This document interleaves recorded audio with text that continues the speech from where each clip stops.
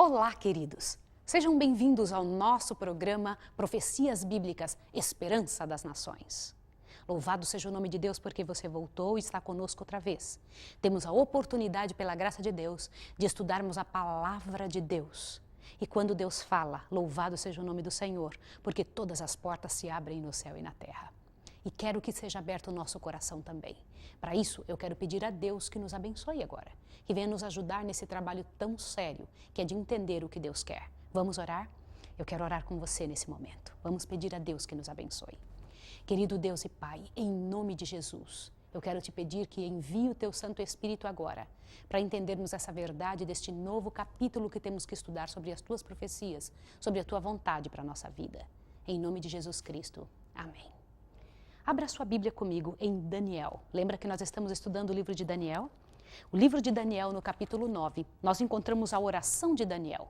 No último estudo, nós havíamos comentado a respeito de dois momentos em que Daniel comenta algo claro na Bíblia e que nos foi esquecido durante tanto tempo e que há uma luta nos bastidores da vida para que nós venhamos a esquecer. A coisa que o inimigo mais quer é que nós esqueçamos qual é a vontade de Deus. E a vontade de Deus, de forma clara, foi dada uma vez no Sinai. Eu vou lhe pedir para que você leia alguns detalhes, depois eu quero fazer algumas considerações e queria que você me ajudasse a pensar. Veja bem o que está escrito aqui. Aqui é Daniel orando no momento de sua maior luta, no momento de seu reconhecimento do porquê que eles haviam se tornado escravos, os judeus. Por que haviam se tornado escravos? Diz ele aqui, ó Senhor Deus, estou lendo no verso 4 do capítulo 9. Senhor Deus tremendo, que guardas aliança e misericórdia para com os que te amam e guardam os teus mandamentos. Pecamos e cometemos iniquidade, procedemos impiamente e fomos rebeldes, apartamo-nos dos teus mandamentos e dos teus juízos e não demos ouvidos aos teus servos, os profetas. Olha que coisa séria. No final ele comenta sobre a lei de Moisés, não só a lei de Deus, a lei de Moisés. Veja aqui no verso 11, olha, sim, todo Israel transgrediu a tua lei, desviando-se para não obedecer a tua voz. Por isso a maldição, o juramento que está escrito na lei de Moisés, servo de Deus, se derramou sobre nós, porque pecamos contra ele.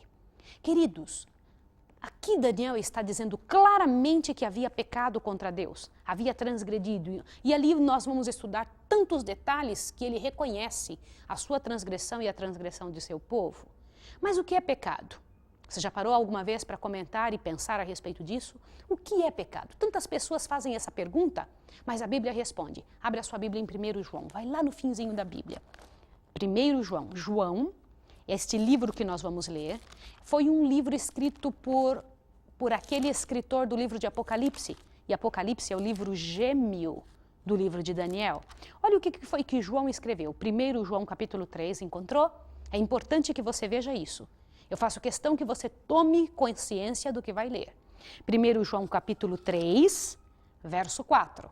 Olha o que a Bíblia diz a respeito do pecado.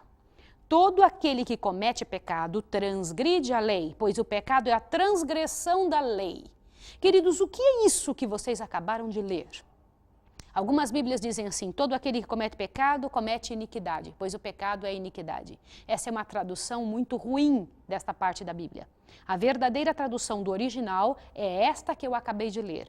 Todo aquele que comete pecado transgride a lei, pois o pecado é a transgressão da lei. Queridos, eu queria que agora você pudesse fazer uma transição de uma palavra aqui na Bíblia. De que maneira?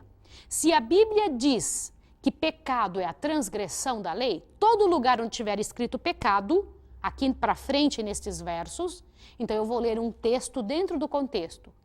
Todo lugar que estiver escrito pecado, eu vou colocar transgressão de lei, porque se pecado é transgressão de lei, eu vou colocar aqui, ok? Então vamos fazer juntos isso.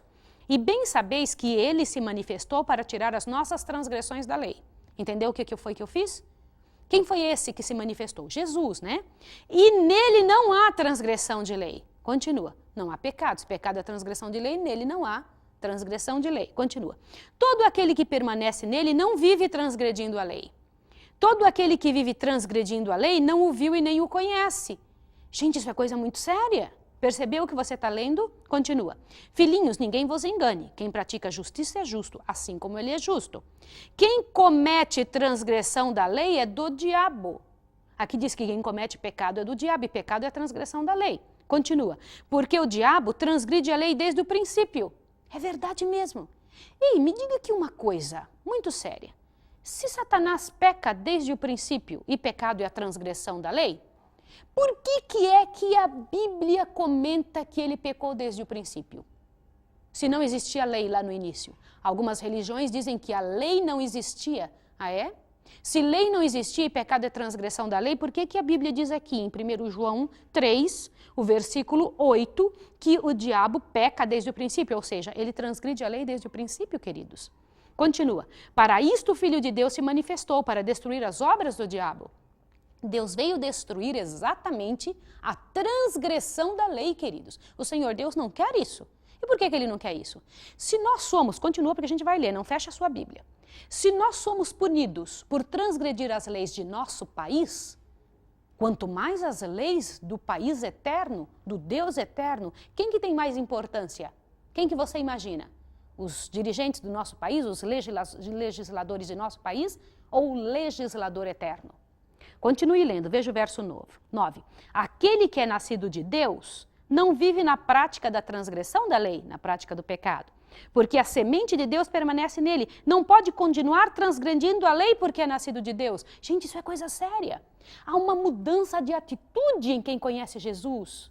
Quem quer servir ao Senhor muda de atitude para sempre. Olha que coisa séria isso aqui. Veja o verso 10.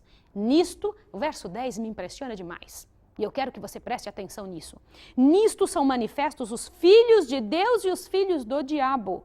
Quem não pratica justiça não é de Deus, nem aquele que não ama seu irmão. Queridos, isso é coisa seríssima. A Bíblia comenta que transgredir a lei de Deus nos faz nos tornar filhos do diabo. E não foi eu que disse. O próprio Senhor Jesus, quando esteve aqui, ele abriu claramente um leque, dizendo a algumas pessoas, quando comentaram que eles eram descendentes de Abraão e Jesus não podia nem dizer quem era o pai dele, porque vocês sabem, né? Eles diziam que Jesus não tinha pai. Então Jesus voltou-se para aquela gente e disse assim, vós tendes por pai ao diabo. Olha que coisa séria. Por quê? Porque sabia que aquelas pessoas viviam transgredindo abertamente as leis do Senhor. Eram fariseus, eles poderiam estar ali cuidando da lei do Senhor e, no entanto, eles próprios não cumpriam. Queridos, isso é coisa séria. Alguns podem estar dizendo, mas quem que consegue guardar a lei? Queridos, eu quero dizer bem claro algo para você. Desde o céu, Satanás dizia esta frase. Satanás dizia abertamente que ninguém era capaz de guardar a lei de Deus. Ora, eu lhe faço uma pergunta e eu faço questão de que você me responda. Por acaso o Senhor Deus criaria algo que o homem é capaz de guardar, capaz de cumprir? Olhe bem, se o Senhor Deus fosse criar algo que o homem fosse incapaz de cumprir, eu vou lhe fazer uma pergunta. Como é que ele poderia cobrar? Ou o nosso Deus é injusto? Como que ele cobra o cumprimento de algo que ele sabia que ninguém ia conseguir fazer? Isso não é incoerente? Nosso Deus não é assim. Jesus veio aqui para provar que era possível guardar a lei de Deus, que era possível viver de forma correta e santa, por isso que ele veio como homem. Não foi somente para morrer. Se ele viesse simplesmente para morrer por nós, ele teria morrido e ido embora. Mas ele veio viver uma vida inteira sem pecado para nos provar e provar para o universo inteiro que exatamente como Adão, ele veio do jeitinho que Adão estava. Preste atenção nisso. Mas com a carga genética de 4.000 anos de pecado. E então o Senhor Jesus Cristo veio com aquele mundo carregado e então chegando aqui, ele provou que era possível vencer, onde Satanás dizia que não era possível. Louvado seja o nome de Deus, é possível sim. É possível viver em cumprimento exato ao que Deus pediu. Aqueles que dizem que não é possível, é porque não conhecem o poder de Deus. Deus é capaz de fazer isso sim, ou então só Satanás tem poder? Isso é sério, é preciso que você compreenda. Agora, eu gostaria que você pensasse bem a respeito disso. Se a Bíblia diz que pecado é transgressão de lei, onde que a gente pode encontrar essa diferença entre a lei de Deus e a lei cerimonial? O que é lei cerimonial? Que duas leis são essas? Qual que é a lei de Deus e qual que é a lei de Moisés? Eu quero que você abra a Bíblia agora, na lei de Deus. Abra sua Bíblia agora em Êxodo 20. Vamos ver como é que foi que essa situação aconteceu. Êxodo capítulo 20. É muito importante que você entenda. Num estudo para trás, nós já estudamos e lemos alguma coisa a respeito da lei. Presta atenção agora o que você vai ler. De que maneira que foi? O Senhor Deus mandou reunir todos os israelitas, olhe que coisa séria, ao redor do Monte Sinai. Você fala, mas então foi dada para os israelitas mesmo. É mesmo. Não existia antes, de jeito nenhum. As leis de Deus não existiam. As pessoas que viveram antes dessa data, que aqui foi mais ou menos por volta do ano 2500 da história da Terra, já havia se passado 2500 anos, não havia lei antes disso? As pessoas não entendiam o que era certo e o que era errado? Ou entendiam muito mais do que você e eu? Se você acha, antes de ler os 10 mandamentos, que está em Êxodo capítulo 20, eu vou querer, pela graça de Deus, desmistificar essa ideia de que a lei de Deus só foi dada para Moisés naquela ocasião e que não existia antes. Preste bem atenção agora no que você vai ler. Abra sua Bíblia em Gênesis 26, antes de ler Êxodo 20, tá? Gênesis capítulo 26. Dê uma olhada que coisa séria isso. Gênesis capítulo 26, você vai ver um diálogo entre Deus e Isaac. Isaac era o filho de quem? De Abraão, lembra disso? Observe o que você vai ler agora. Houve uma fome na terra, achou? Eu faço questão que você leia. É preciso que você leia para não ficar dúvida nenhuma mais, esse é um assunto muito sério. Vamos lá. Houve uma fome na terra, além daquela primeira ocorrida nos dias de Abraão. Por isso foi Isaac e Abimeleque, rei dos filisteus, em Gerar. Apareceu-lhe o Senhor. Quem que apareceu a ele? Olha o que Deus vai dizer. Ele disse, não desças ao Egito, habita na terra que eu te disser. Mora nesta terra e serei contigo e te abençoarei. Pois a ti e a tua descendência darei todas estas terras e confirmarei o juramento que fiz a Abraão teu pai. Agora olhe Deus continuando falando com Isaac. Olha o que ele disse. Multiplicarei a tua descendência como as estrelas do céu e lhe darei todas essas terras e por meio delas serão benditas todas as nações da terra. Porque Abraão obedeceu a minha voz, guardou o meu mandado, os meus preceitos, meus estatutos e as minhas leis. O que é isso que você acabou de ler? Que leis, que estatutos, que preceitos, que mandatos são esses, se não existiam leis antes? E isso daqui que você está lendo é pelo menos 400 anos antes, 300 e poucos anos antes, queridos, antes da lei ser dada lá no Sinai. Se pecado é a transgressão da lei, o que foi que Adão fez? Adão pecou. Pecou contra o quê? Pecado é a transgressão da lei. Havia sim uma lei clara, ou você acha que Adão poderia roubar, adulterar? Você fala adulterar contra quem? Adultério não é só adultério de carne, queridos. Quando nós colocamos outra coisa no lugar de quem tem direito, também é um adultério, viu? Adão podia mentir? Adão podia cobiçar? Adão podia adorar aquele quantidade de ouro grandioso e pedras preciosas que tinha no mundo daquela época? Isso é sério. Quando nós dizemos que a lei não existia, nós estamos dando oportunidade para coisas horríveis aparecerem no mundo. Desde aquela época, desde o início, a lei de Deus já existia.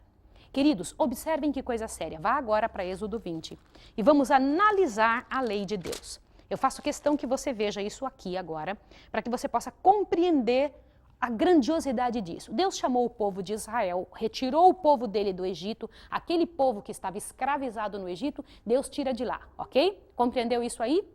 Agora, um povo que estava escravizado durante tantos anos no Egito, pelo menos 87 anos eles ficaram escravizados, eles não tinham condições de cumprir a lei de Deus, se barbarizaram como escravos. E Deus então chama este povo e faz algo muito sério. Presta atenção que eu vou lhe dizer. Deus retira esse povo do Egito e leva-os para o deserto para reeducá-los, para ensiná-los novamente o que é que ele gostaria de um povo, para que esse povo pudesse espalhar em todas as nações a verdade de Deus. E o próprio Deus veio morar com eles, ali no santuário. E o Senhor Deus então começa a ser o legislador deste povo, falando claramente, só que Deus simplesmente não fala. Ele vem em cima do Monte Sinai, pega tábuas lavradas por sua própria mão. Você sabia que foi assim? Não foi Moisés que lavrou as tábuas? As tábuas dos 10 mandamentos, as primeiras, foi o próprio Deus que lavrou. E elas eram de cor azul. Mas isso é outro estudo. Peça para nós esse estudo grandioso e lindo sobre a tábua dos 10 mandamentos.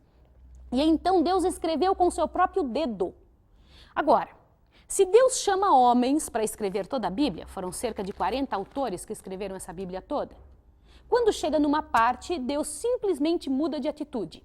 Sabe que atitude Deus toma? Fala, eu não quero que vocês escrevam essa parte, eu mesmo vou escrever. Por quê? Quando Deus pedia que fosse escrito alguma coisa a respeito da vontade dele, na Bíblia, através dos profetas, ele dava a visão, como no caso de Daniel, e dizia, escreve o que você está vendo. E ele então via aquelas cenas e escrevia. E então podia escrever com sua própria maneira de pensar, com sua ideia literária, com sua maneira de entender como é que deveria escrever, e Deus respeita isso.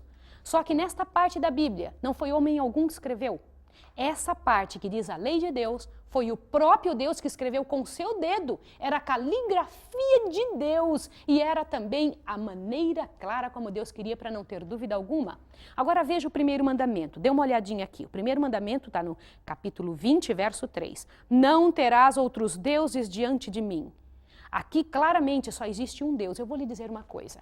Se tivéssemos seguido este primeiro mandamento, não teríamos tantas religiões. Ninguém adoraria outros deuses, como tanta gente adora outros deuses. E tem outro tipo de maneira de pensar. Queridos, eu vou lhe dizer uma coisa, ninguém teria adorado Buda, Shiva, Boi, ou seja o que for. Preste bem atenção nisso, isso é coisa muito séria, isso não é brinquedo. É a palavra do próprio Deus, ele diz abertamente, eu não quero que nenhuma pessoa adore outro Deus a não ser eu mesmo. Por quê? Porque ninguém pode dar para filho algum, para nenhum ser humano dessa terra, o que o Pai é capaz de dar. Ele é o nosso Pai. E quem nós devemos entender que é o nosso legislador, o nosso dono, o nosso Pai, aquele que nos ama é o Deus eterno, todos os outros são mortais. Segundo mandamento diz, aqui no verso 4 do capítulo 20, não farás para ti imagem de escultura, nem semelhança alguma do que há em cima no céu, nem embaixo na terra, nem nas águas debaixo da terra.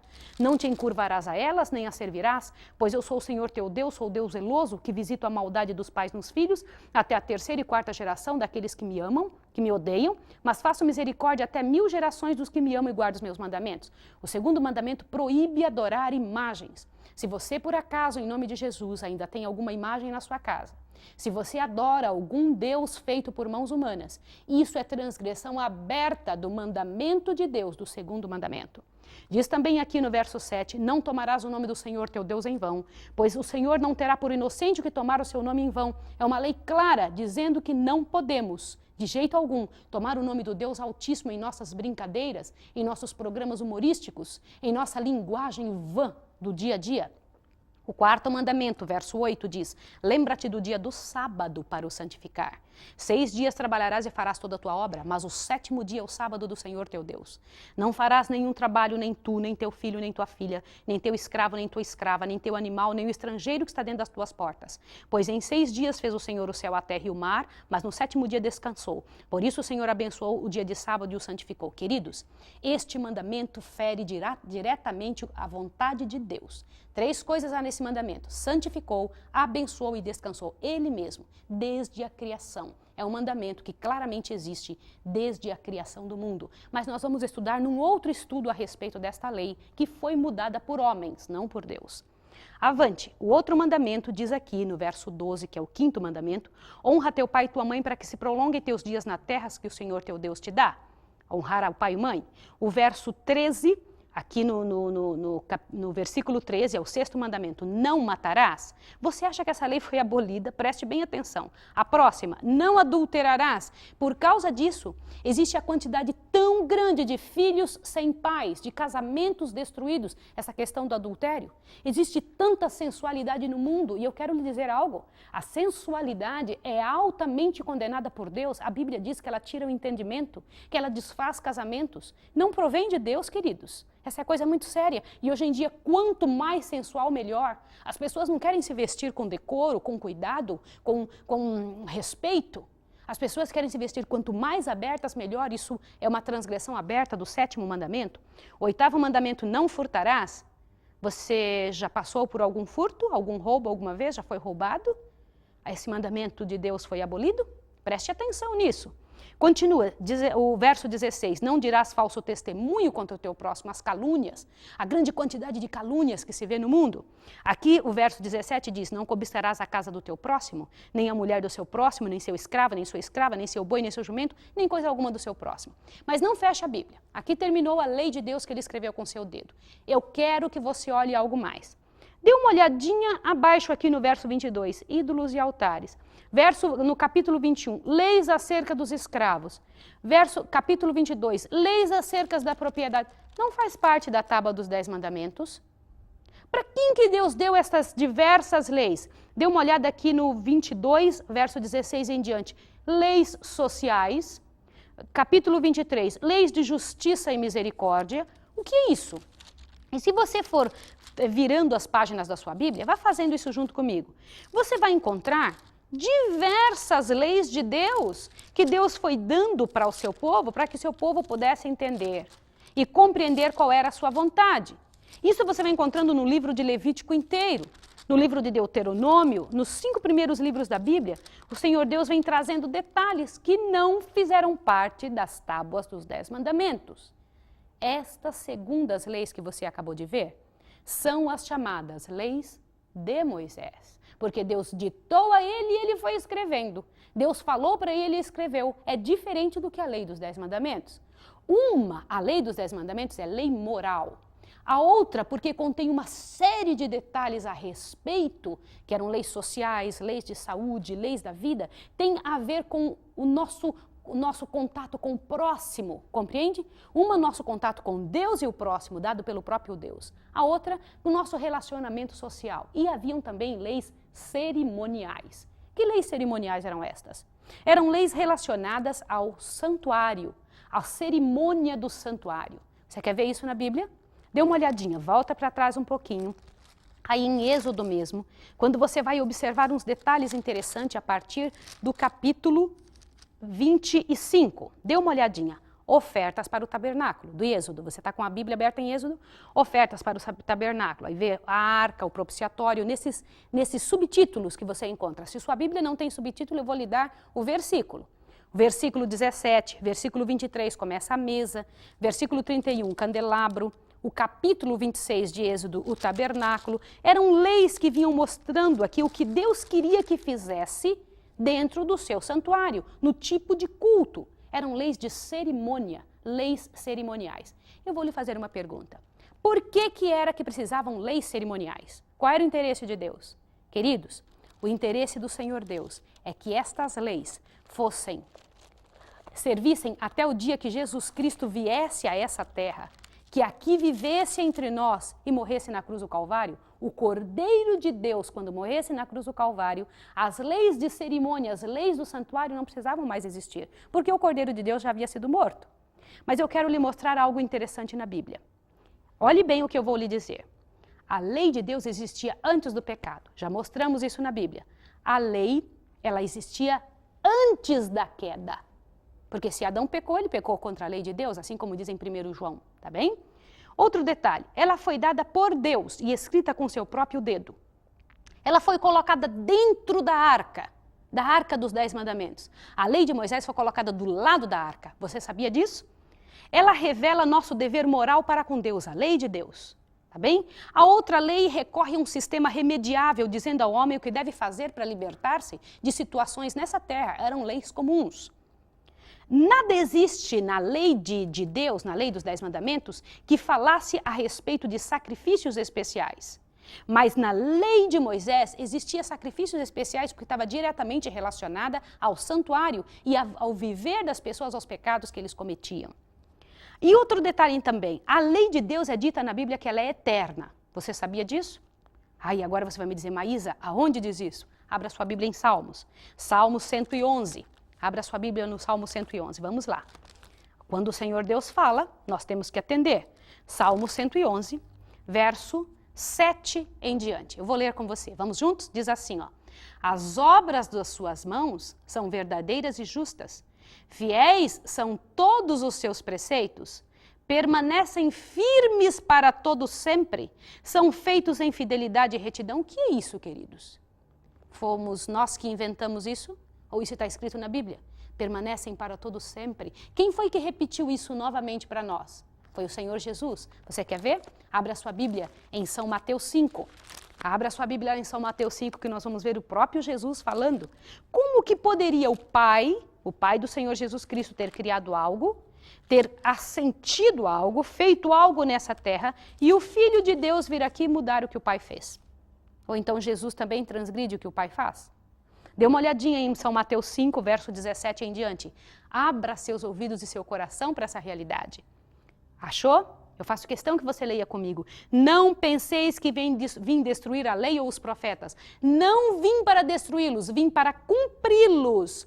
Olha o verso 18. Porque em verdade vos digo que até que o céu e a terra passem, nem um jota ou um tio se omitirá da lei, sem que tudo seja cumprido. Olha o que mais, verso 19. Qualquer que violar um destes mais pequenos mandamentos, e assim ensinar aos homens, será chamado menor no reino dos céus. Aquele, porém, que os cumprir e os guardar, será chamado grande no reino dos céus.